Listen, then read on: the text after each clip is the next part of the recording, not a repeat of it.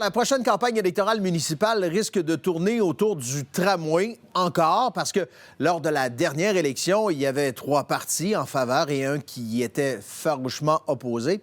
Mais là, Olivier, cette fois, ça pourrait carrément ressembler à une élection référendaire. C'est vraiment vers ça qu'on semble se diriger à ce moment-ci, Bruno. Nous pouvons confirmer ce soir à Radio-Canada que Sam Hamad, l'ex-ministre libéral, entend s'opposer au projet de tramway porté par le maire Marchand et il va confirmer qu'il saute dans la course à la mairie de Québec, Sam Hamad, d'ici quelques semaines. Alors, de facto, M. Hamad, M. Marchand devraient être les 2 favoris dans cette course, encore une fois, au moment où l'on se parle. Et c'est ça, effectivement, qui transformerait cette élection en élection référendaire.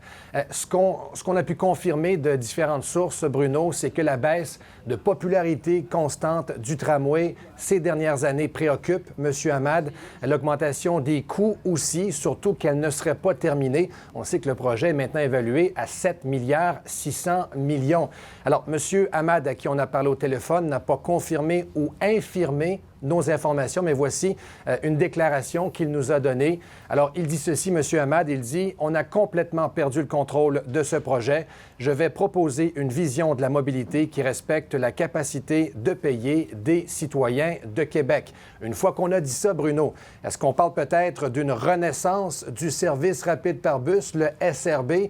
Ça, c'est le projet que M. Hamad appuyait il y a 10 ans, alors qu'il était ministre responsable de la capitale nationale sous Philippe Couillard. Je n'ai pas ces informations ce soir, mais ce qui est clair, c'est que pour M. Hamad, le tramway porté par M. Marchand, ça ne peut pas marcher.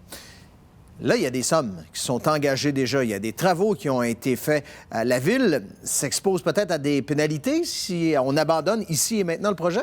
Ah, pas peut-être, Bruno. Vous posez une question importante parce que c'est écrit noir sur blanc dans cette nouvelle entente signée entre la Ville et le gouvernement du Québec. C'était en décembre dernier. Souvenez-vous de ces images. Le maire Marchand à côté de la ministre Guilbeault, du ministre Julien. Il y avait aussi la haute direction de CDPQ Infra.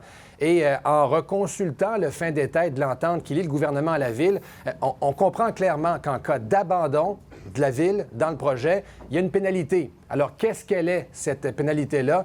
Bien, comprenez qu'en 2025, avec la relance du projet, il y a 262 millions ou à peu près qui vont se dépenser à Québec en travaux préparatoires. La pénalité à payer, la moitié de la somme, à peu près 131 millions, si on abandonne le projet au lendemain de la prochaine élection municipale. Ce qu'on me dit aussi, Bruno, c'est que CDPQ Infra ne se gênerait pas pour réclamer à la Ville de Québec d'autres dépenses engagées depuis la relance du projet. Alors, 131 millions, ça semble être le bas mot dans cette histoire-là. J'ai soumis cette situation à M. Hamad.